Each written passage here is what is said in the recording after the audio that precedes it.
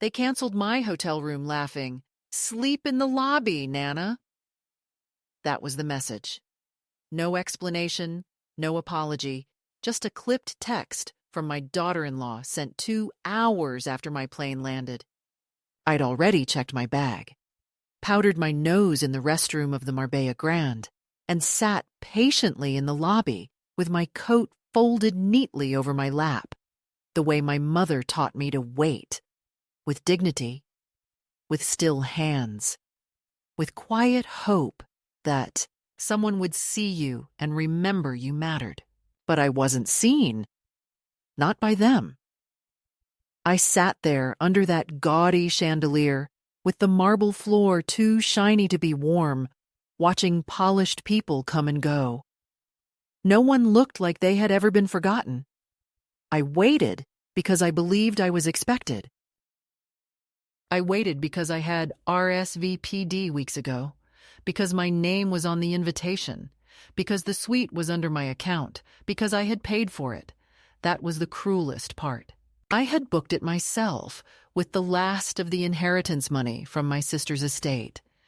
Not for luxury, not to flaunt anything, but because I wanted to feel like a welcome guest in my own family's celebration.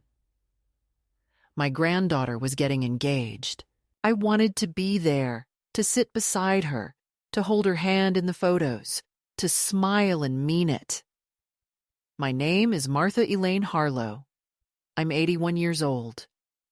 I live alone in a second-floor apartment above a bakery in Santa Fe, New Mexico. I have a kitchenette, a small balcony where pigeons congregate like old friends, and a teal armchair I sit in every morning with my tea and pill organizer. But that's now. This is not a story about now. This is a story about what happened just before everything shifted, quietly, then with force. Because before Santa Fe, before this small rented life, I believed I was still tethered to my family, to their needs, to their approval. I had spent so long orbiting around their holidays, their milestones, their emergencies, that I forgot I had once been a person who made choices not based on who might be disappointed. I forgot what it felt like to walk into a room and be acknowledged for anything other than casseroles and backup babysitting. I wasn't angry at first. I was bewildered. I had arrived early on purpose, wanting to get settled before the others came. The hotel clerk, nervous, young, eager to please, scanned my ID, frowned at the screen, and said, It looks like your reservation was canceled this morning. Under the Harlow party?" I nodded. "Yes, that's my family." "I booked a suite."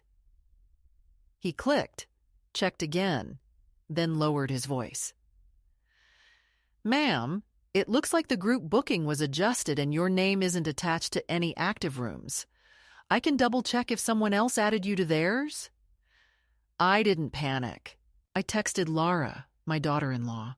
I wrote, "At the hotel. Something's wrong with my room. Should I wait in the lobby?" The response came 5 minutes later. 5 minutes I spent blinking at the front desk, trying not to look confused. "They canceled it," Laura wrote. "We didn't think you'd really need a whole suite." Space got tight. "Crash in the lobby for now, or ask about couches." "We'll find you later." I read it 3 times.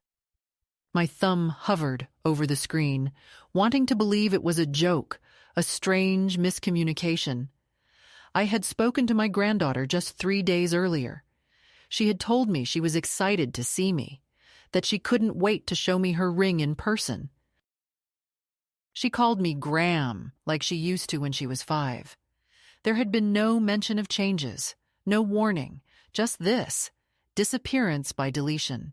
And what struck me hardest wasn't the logistics. It wasn't the cancellation of a room. It was the casualness of the cruelty. Crash in the lobby. As if I were a leftover. As if I were someone who wandered into their lives by accident and stayed too long on the furniture. I stood there for a moment, holding the phone, trying not to let my face betray anything. I told the clerk I'd wait. "They're figuring it out," I said. He nodded, relieved, as if I had saved him from the discomfort of having to care. I sat near the side of the lobby, where the large velvet chairs are too deep for someone my height. My feet didn't touch the floor. There was a floral arrangement on the table beside me, white orchids and something dyed blue. It looked expensive and cold. I placed my small suitcase at my feet.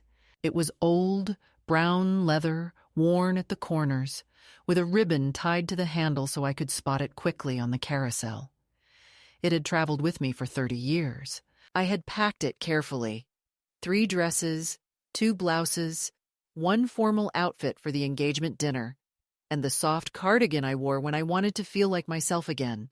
I had even brought a small gift, a book of poems I'd marked for my granddaughter, the same kind I used to read to her before bedtime when she was little and frightened of the dark. I'd wrapped it in tissue and ribbon. It was in the front pocket of the suitcase. I didn't take it out. I didn't want to wrinkle the paper. People passed by. Some glanced at me, a few smiled. One man offered to help me connect to the hotel Wi-Fi. I thanked him, but declined. I didn't want distraction. I wanted explanation. The hotel lobby grew louder as afternoon slid into evening. Guests arrived in sleek cars. The concierge stood straighter. The bellboys laughed more quietly. Music began to drift from the piano in the corner. I stayed where I was. My back began to ache. I shifted positions every 20 minutes. No one came. My phone remained still. I checked it once an hour. Nothing from Lara. Nothing from Daniel. Not even a courtesy message to say they were running late.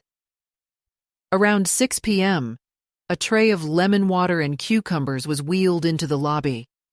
I drank 2 small cups. I didn't want to leave for the restroom, afraid I might miss them, afraid I would lose my seat.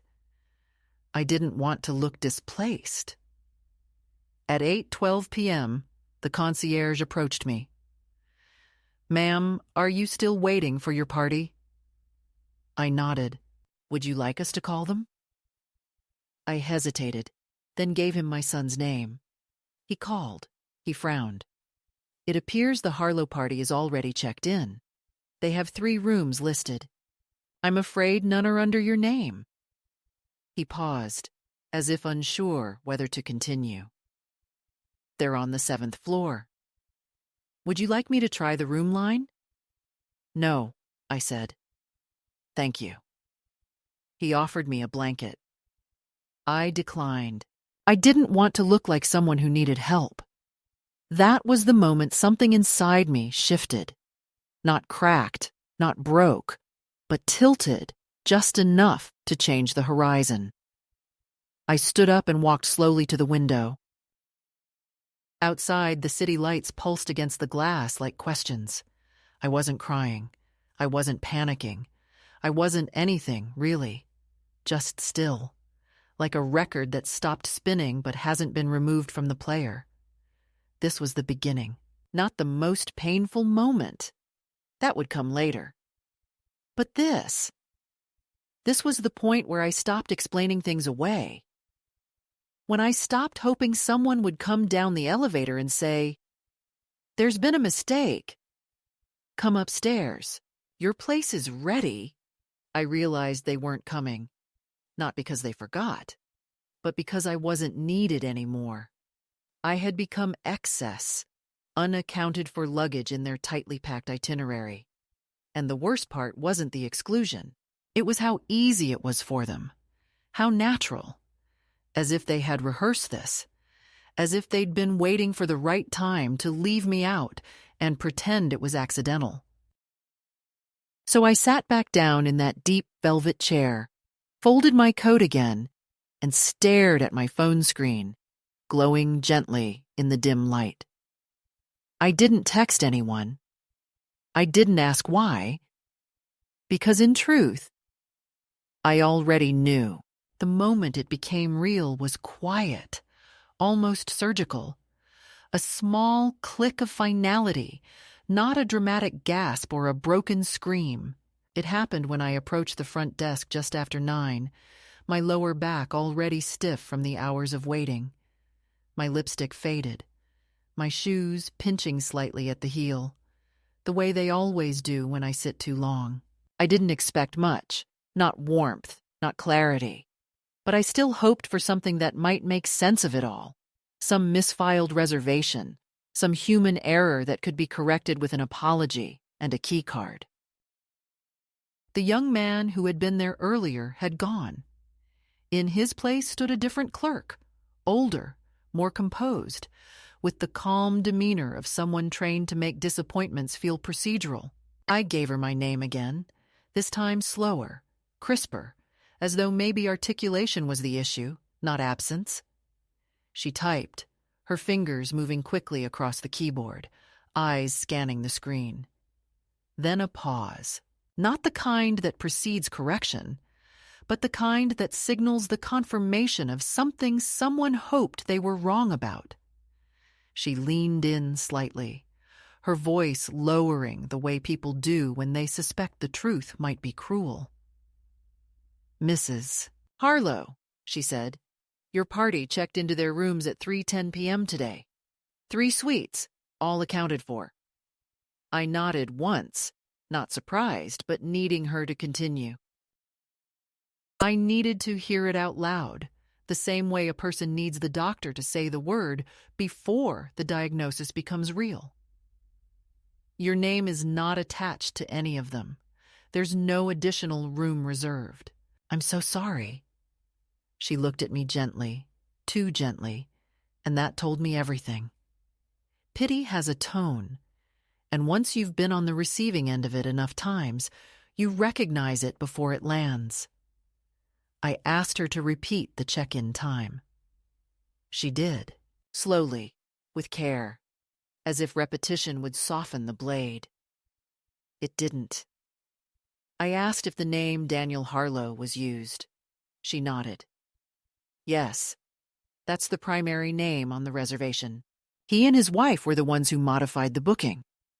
That word, modified, sounded clinical, efficient, not like what it truly was.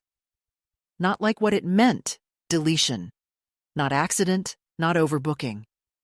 A deliberate removal. I didn't ask more. I didn't demand a confrontation.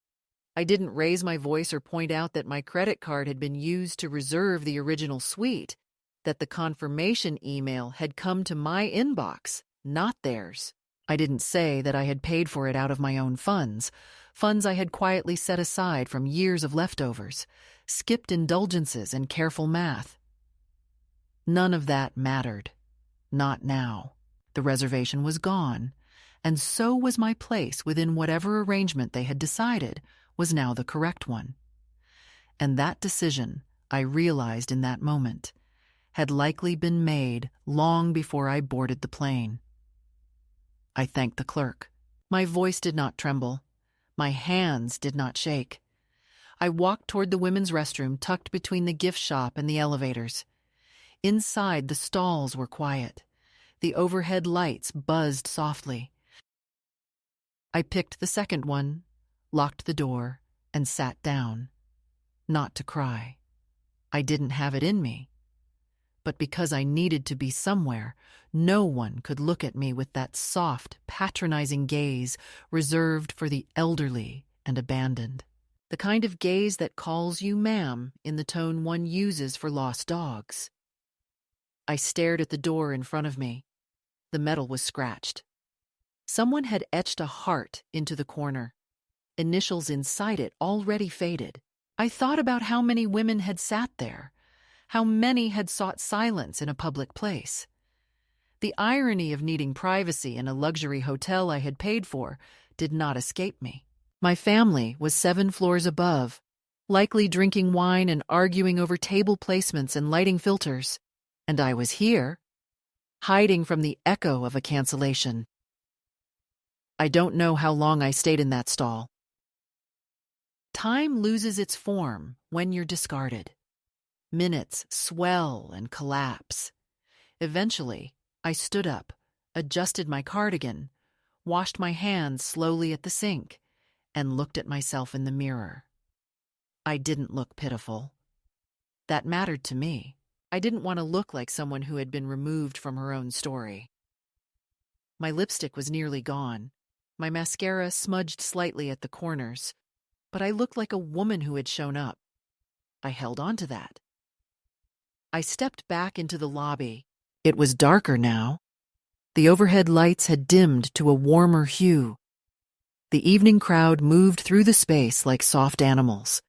Men in suits, women in black dresses, heels clicking gently against marble. No one noticed me.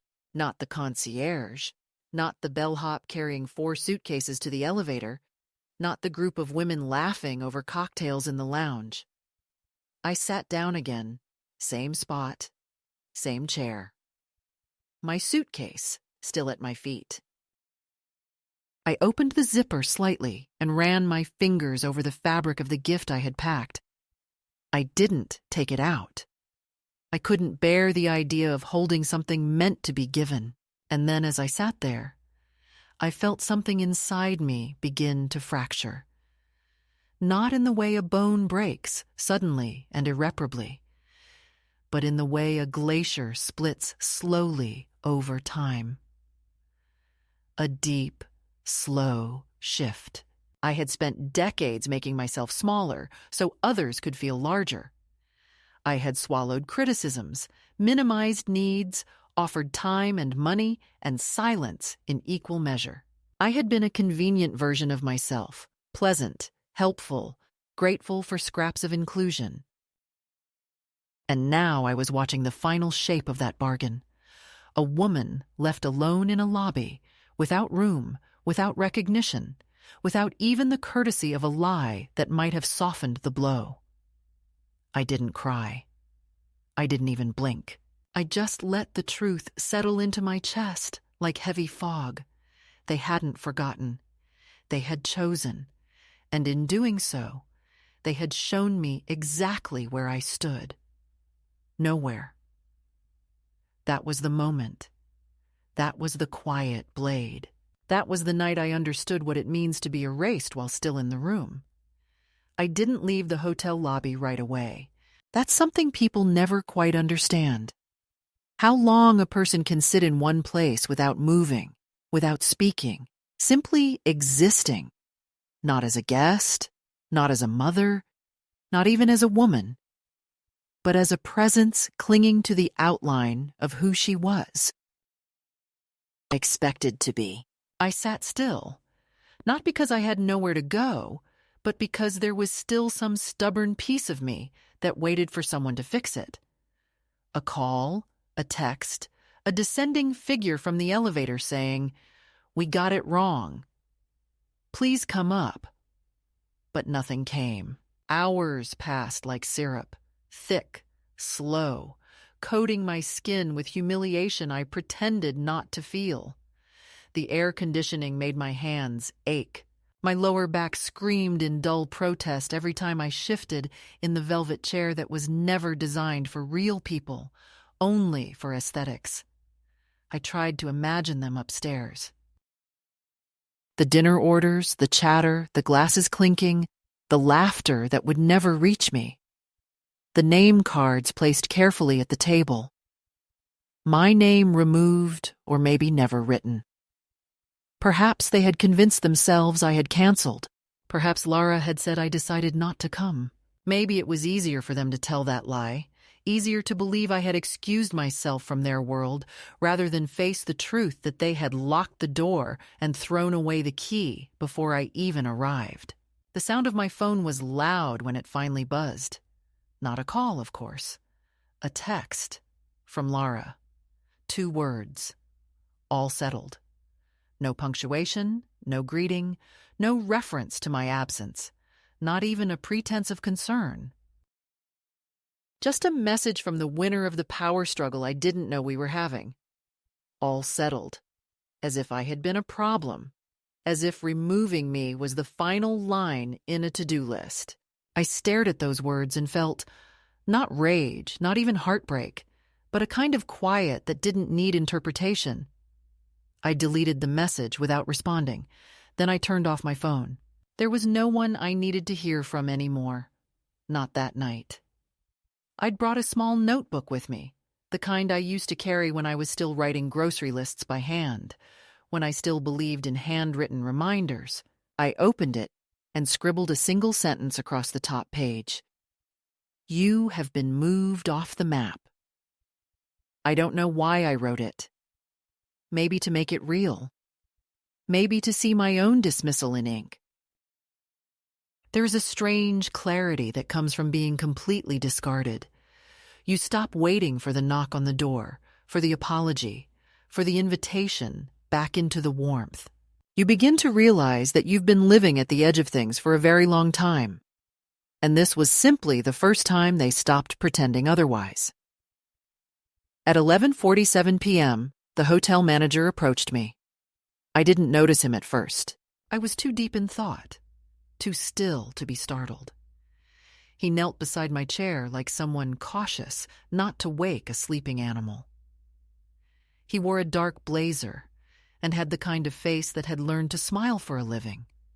But he didn't smile this time. "Ma'am," he said gently, "I've been made aware of the situation." I didn't respond. He continued, "It's not uncommon for group reservations to change, but this was unusual. I understand you were the original guest on the suite?" I nodded once. He hesitated. "Would you come with me for a moment?" I followed him. Not because I expected anything, but because standing felt better than sitting in that chair any longer. He led me to the elevator, pressed the button, waited in silence as it climbed, the numbers glowing softly with each floor. We reached the top level, penthouse floor. My heart began to beat harder, not with hope, but with confusion.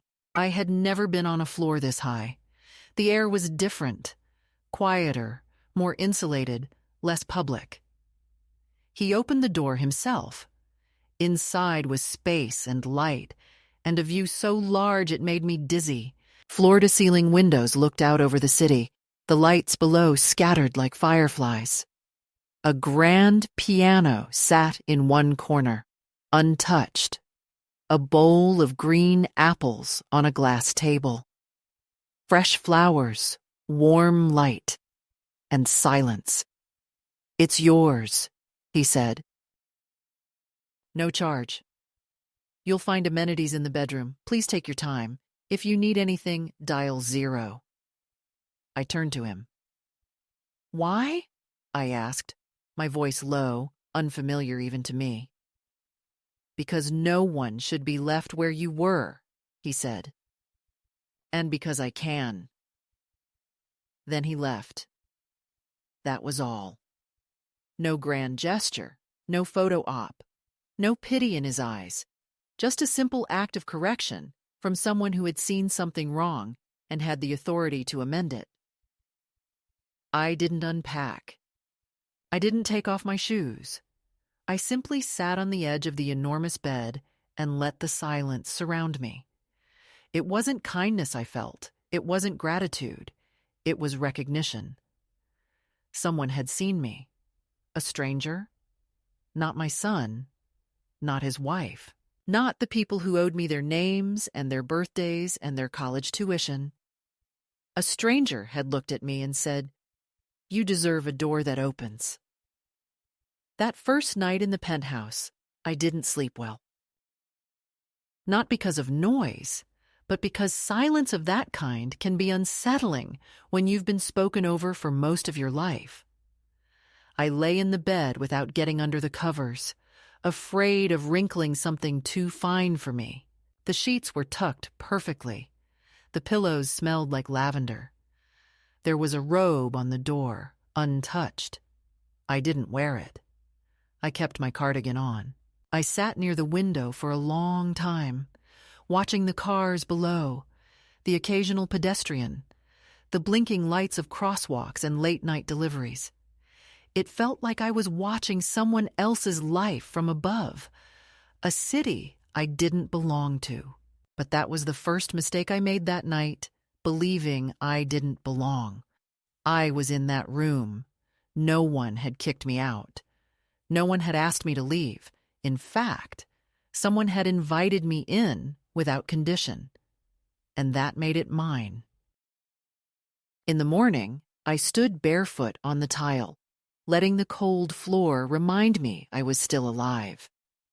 I brewed coffee in the small kitchen, not because I needed it, but because I wanted to feel like I had a routine again, even if just for a day. I didn't reach for my phone. I didn't need to. I sat at the glass table with a cup of coffee and the city at my feet, and I thought about how many mornings I had spent making breakfast for people who forgot to say thank you. How many hotel rooms I had paid for without once being asked if I wanted one for myself. How many decisions were made with my money but without my name on the credit. And now, in this room I had not asked for but had been given, I began to understand the first shape of my refusal. Not a protest. Not a speech. Just silence. A deliberate, dignified absence from their plans. I would not attend the engagement dinner. I would not appear in the photos. I would not be the cheerful grandmother in the background of their curated life.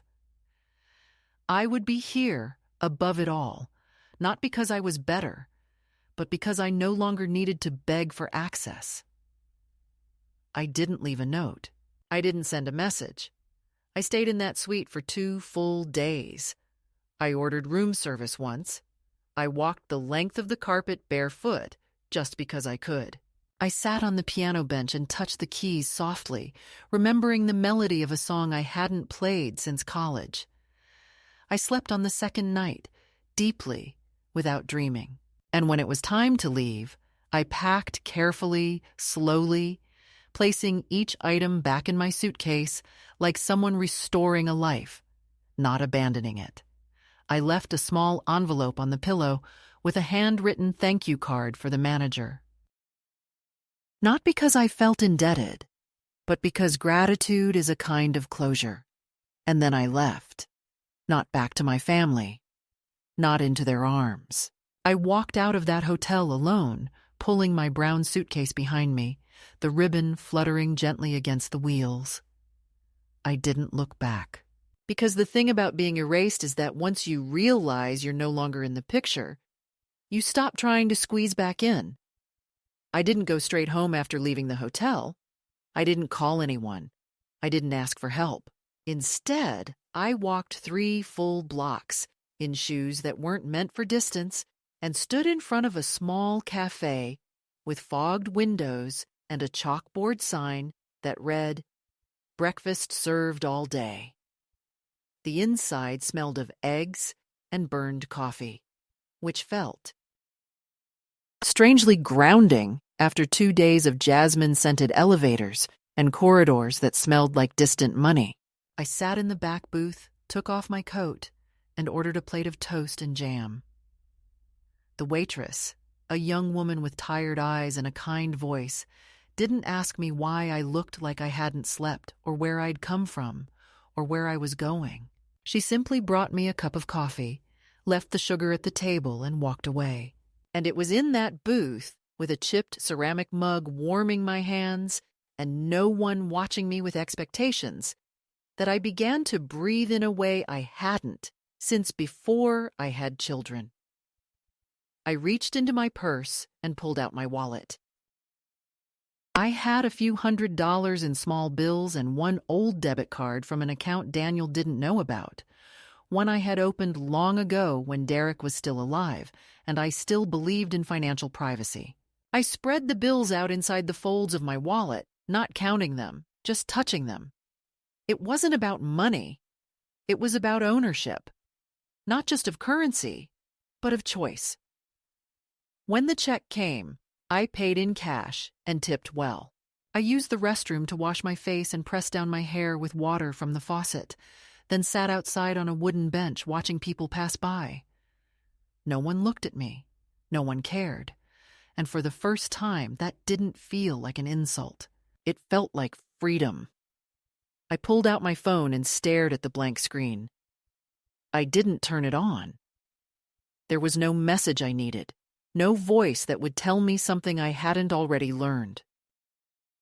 Instead, I reached into my bag and pulled out a folded piece of paper. It had been there for years, tucked into a zippered compartment I rarely opened. On it was an address. My address. Not current, not recent. An address I hadn't visited in over 50 years. 1849 Quinn Street. My first apartment after marrying Derek. The place where we ate canned soup by candlelight when the power went out. The place where I learned how to balance a checkbook and burn rice and quiet a colicky baby. I stared at the paper and wondered why I had packed it. Why I had slipped it into my bag as if by instinct. Perhaps because I knew even then, before the flight, before the hotel, before the lobby humiliation, that something in me was done, waiting for permission to move. I stood up, walked 3 blocks to a corner where the taxis still lined up in crooked rows, and gave the driver the address of a cheap motel I had looked up months ago, just in case. It was a hypothetical then, a fantasy of solitude, the kind of thing women in my position aren't allowed to act on. But now, it was a plan. The motel was modest, old but clean, with yellowed curtains and a narrow staircase that creaked under my weight. Room 206. It smelled like disinfectant and something floral, faint and artificial. The bed was hard. The chair by the window was wobbly. But it was mine for the night. I dropped my bag, sat down heavily on the edge of the bed, and let out a breath that felt like it had been trapped for decades. That night, I took the first long shower I'd had in weeks, letting the water hit my shoulders until my skin wrinkled. I used the cheap bar of soap without complaint, dried myself with a thin towel, and slipped into the old cotton nightgown I had packed, one I hadn't worn in years but kept because it reminded me of a time before I started feeling like an obligation. The next morning, I left the motel at 8:30 a.m. and walked to a nearby diner. I sat at the counter, ordered scrambled eggs and black coffee, and asked the waitress if there were any listings nearby for room rentals or shared housing. She pointed to a corkboard near the bathroom.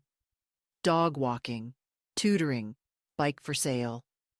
Private room for quiet lady, $400 a month, near bus line.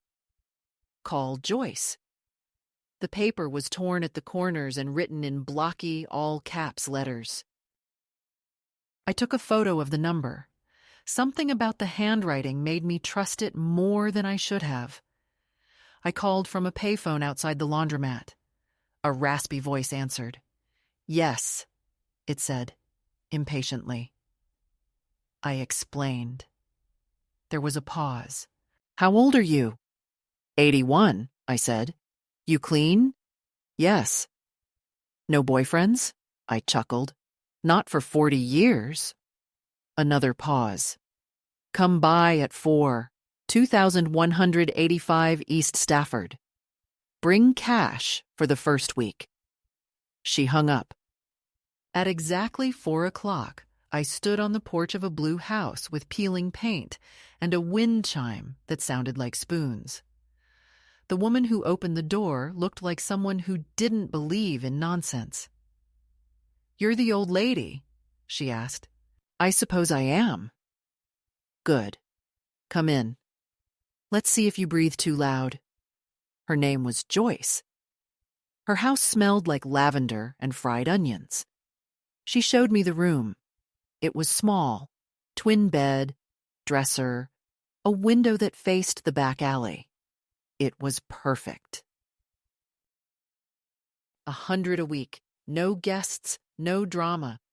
You cause problems, you leave. We clear? Crystal, I said.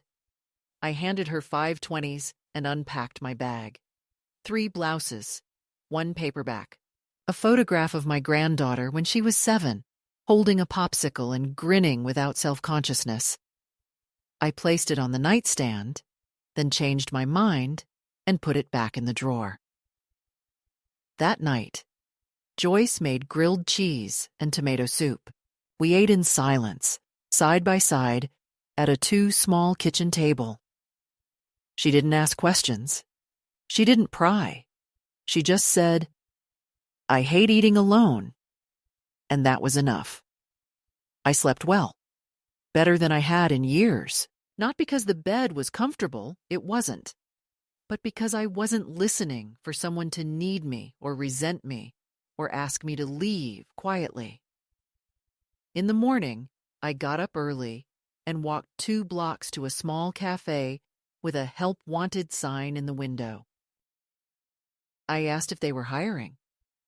A woman with a fraying apron looked me over, asked if I had experience. I've raised 3 children, managed a house, worked weekends at a clinic, and never once called in sick. She shrugged. Trial shift tomorrow, 6 a.m. I said yes.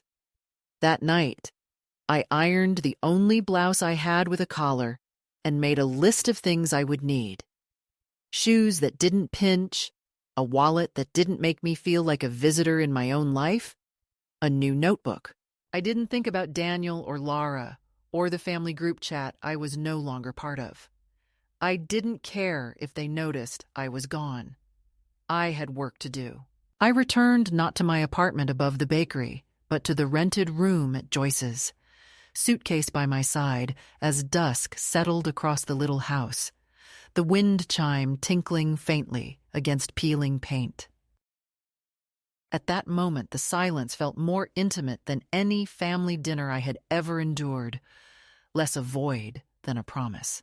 I unpacked slowly, leaving the photograph of my granddaughter tucked in the drawer, because I didn't need reminders of what had been taken.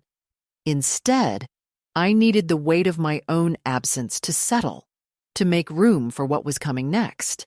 I woke before dawn, before the kettle whistled in the kitchen, before Joyce stirred for her early shifts, and I dressed in my one nice blouse, the one with the lace collar, a deliberate memory of dignity planted in cotton. I left the house, stepping into pale morning light that felt crisp against my cheeks, and made my way to the diner where I'd had breakfast earlier in the week. The waitress, the one with the kind, tired eyes, looked up as I sat at the counter and nodded as if she had expected me. She poured black coffee without asking and slid a plate of scrambled eggs toward me.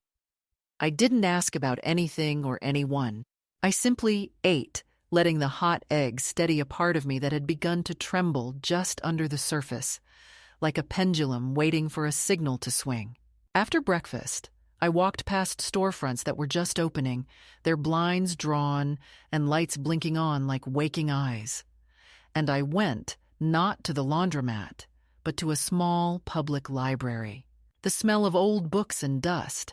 It felt like time I could touch, not the sterile hotel corridors or the polished veneer of my son's world. I borrowed a blank journal, crisp and waiting, and carried it back to the room. I wrote, "I am not silent. I am choosing where to speak." The journal felt like first breath after drowning. I wrote again, "I will answer only what feels necessary." And beneath that, "I exist by my own design now." That afternoon, I walked to a thrift store on the corner, one with glass jars of buttons by the register and wool sweaters piled high. I found a pair of comfortable loafers, slightly worn, for a price that felt like a kindness. I bought a new notebook, a pen that glided on the page, and a scarf, blue, wool, soft, so I could feel warmth on my neck again, not as an accessory, but as a self-given comfort. The cashier rung up my items without comment. Her eyes met mine with quiet approval, as if she recognized that I was purchasing more than cloth and paper. I felt a flicker of being seen, not as someone's guest or someone's mother, but just a woman claiming small parts of her life. That evening, I received a text. Not from the family, but from Joyce. "Dinner here if you like." No judgment, no intrusion. I smiled and walked back to her kitchen, where she served me fried potatoes and onions, and the plate felt heavy with simple generosity. We ate in silence again. I rinsed the dishes, and when she turned away, I moved closer to the window and whispered to no one. I remember how it felt to be trusted. The next morning, I put on the loafer shoes and went to the cafe where I'd asked about job listings. The manager, still wearing the frayed apron, greeted me with, "You back?" I nodded. Yes. She gave me a smock instead of an apron and put me to making coffee, cleaning tables, answering the phone. I worked steadily, not rushing, not trying to prove anything, but simply existing in a rhythm that was mine. At one point, a customer pulled a chair out and offered me a slice of his blueberry pie. I accepted it and smiled, and for the first time in days, felt the taste of being more than invisible. Later, the manager said quietly, "You're decent at this." That simple statement echoed in me like a bell. My phone rang that evening. Daniel's name flashed. I didn't answer. I let it go to voicemail. Later, I listened. He said, "Mom, where are you? Everyone's asking." His voice was tight, unsteady. I shut it off. I didn't return it. I didn't feel like explaining. Instead, I opened my journal and wrote, "Let them ask if they mean it. I am no longer waiting." That night, I sat in that room, in the soft glow of a bedside lamp, the blue scarf around my shoulders. I wrote letters, one to my granddaughter, nothing blame or confession, just a story of the view from a window that wasn't theirs, but mine, and one to myself, outlining what I would do tomorrow. Not write to Daniel, not call Lara, but to clean gratitude into my life, to plan shifts at the cafe, to learn how to be my own narrative's center. I didn't cry. Tears had already done their work. Instead, I felt quiet clarity like roots growing deeper into good soil. Days turned into weeks. I worked mornings, came home to write, bought groceries, cooked dinner, things I hadn't done in years because I'd been constructing myself to fit into someone else's mold. I found small joys. The clink of a spoon against a mug, the softness of the laundry folded neatly, the way my loafers felt on the pavement. I began sleeping deeply, finally, without waking for texts, without watching doors, without waiting for signals. I was building a life not in spite of their absence, but because of it. Not as retaliation, but as reclamation. Then one day, I went to the library and checked out books on birdwatching. I started walking in the mornings, binoculars swinging from my neck, watching sparrows and pigeons and crows. I learned their names and their calls. I learned how the city sounded when you weren't whispering for approval. I wrote about them in my journal. I sketched their silhouettes on windows. I named one Greyfeather and another Sharp-Eye. I whispered their names like incantations of belonging. And in that, I understood that the second escalation wasn't about the hotel or the cancellation anymore. It was about the shift inside me. The moment I stopped shrinking and started filling space, not crowded, not loud, just present. That was the turning point. Not drama, not confrontation, but an inevitability. I began to exist for myself, and that simple, quiet act was the most radical thing I had ever done. It was a Wednesday morning when the letter arrived. I found it tucked beneath the door of my room at Joyce's house, folded neatly in a cream envelope with my full name typed on the front, Martha Elaine Harlow, as if I were being summoned by an institution, not a person. I recognized the font immediately. Laura's stationery. She had always liked formalities, paper with weight, her name printed in a faux calligraphy she thought elegant. I sat on the edge of the bed for several minutes before opening it, the envelope resting in my lap like an unanswered question I was no longer sure I needed the answer to. But I opened it anyway. Inside was a single page. No greeting, no preamble, just 6 sentences that read like instructions. Daniel and I would like to extend an apology for the miscommunication at the hotel. We were under the impression you would not be attending the engagement weekend. Emily was very upset not to see you. There is still time to mend things before the wedding. We will be sending out formal invitations shortly. Let us know where you are currently residing, so we can be sure you receive one. There was no warmth in it, no inquiry into my health, no acknowledgement of what had actually occurred, just the bureaucratic language of re-assimilation, a polite directive masked as reconciliation. I folded the letter in half once, then again, and placed it on the dresser. I didn't respond that day. Instead, I walked to the cafe for my shift, tied my apron, and began slicing lemons for the water pitchers. I smiled at customers. I cleared plates. I laughed once, softly, at a toddler who tried to steal a sugar packet. And all the while, the letter echoed in my pocket, a weight I refused to carry in the visible world. That evening, after dinner, I wrote a reply. Not a rebuttal. Not a confession. Not a list of wrongs. Just this. Dear Daniel, thank you for the letter. I will not be attending the wedding. Please give Emily my love. I hope her life is full of joy, and I hope she learns to trust her own voice. I signed it with just my name, no mom, no title, and placed it in an envelope, sealing it slowly, like stitching a wound.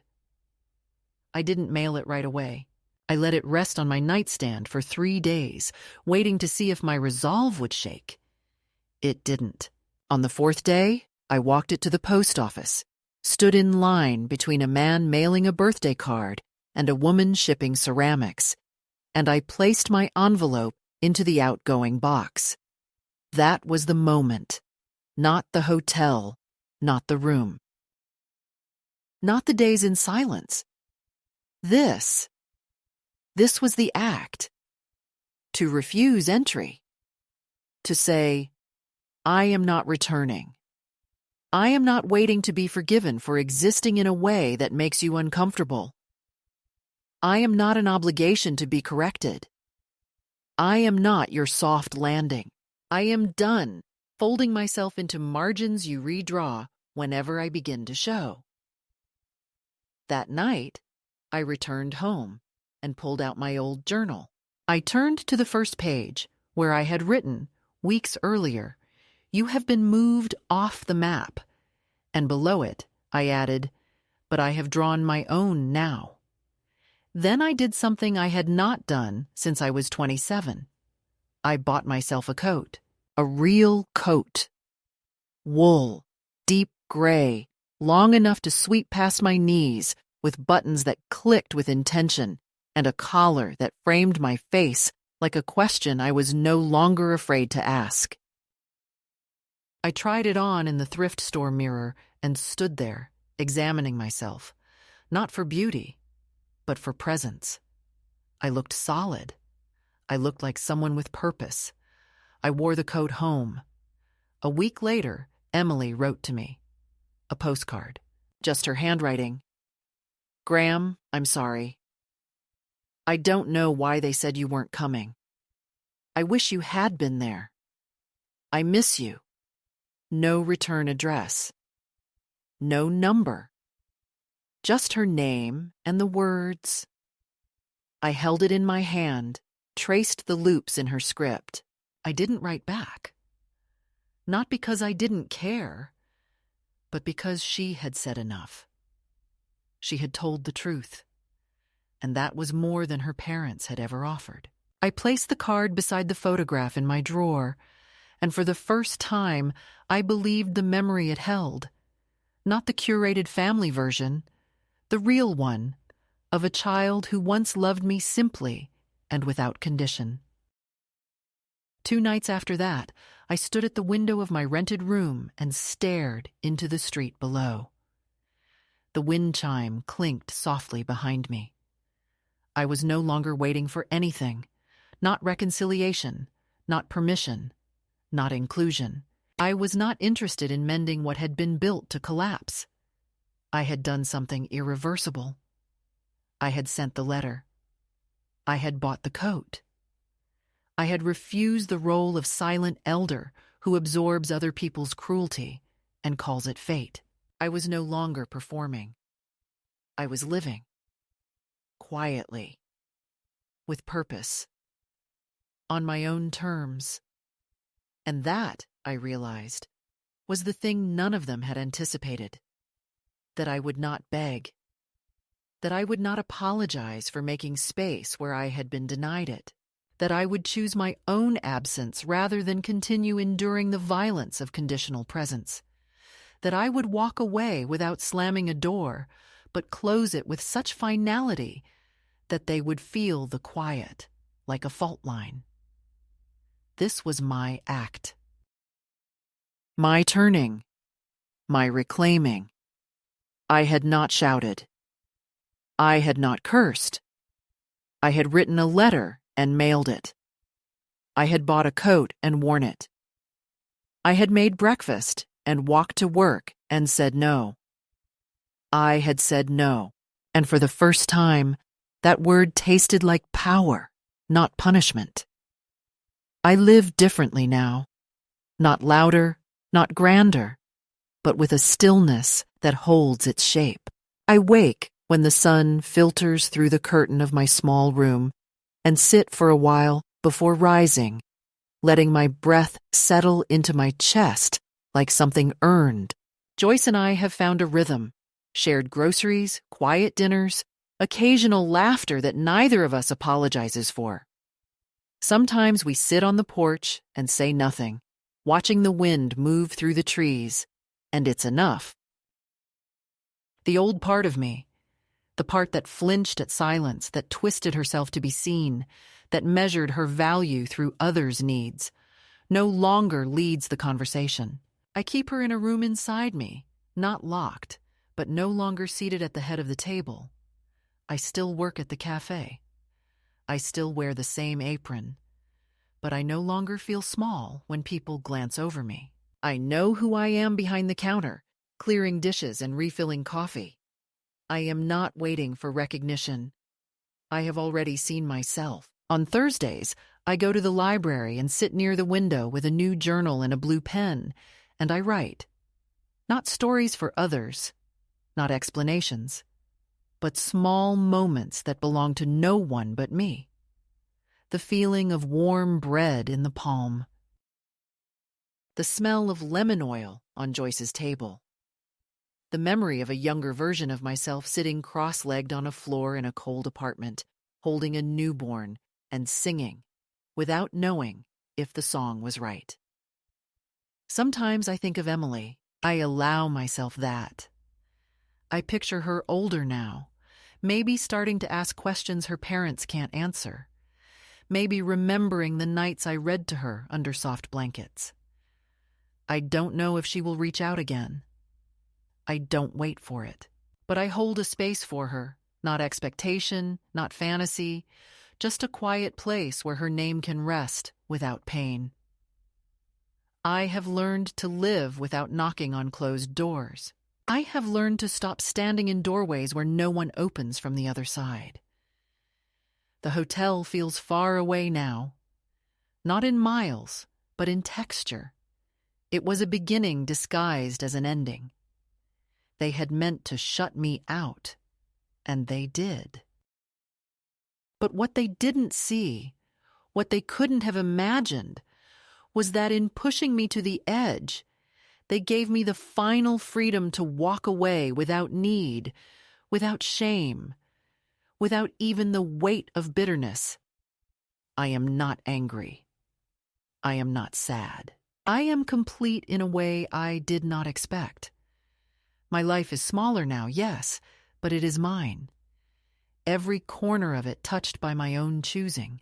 And if I could speak to another woman, someone sitting quietly at the edges of a family table, someone who has swallowed her voice so many times it tastes like air, I would tell her this: you are not a relic.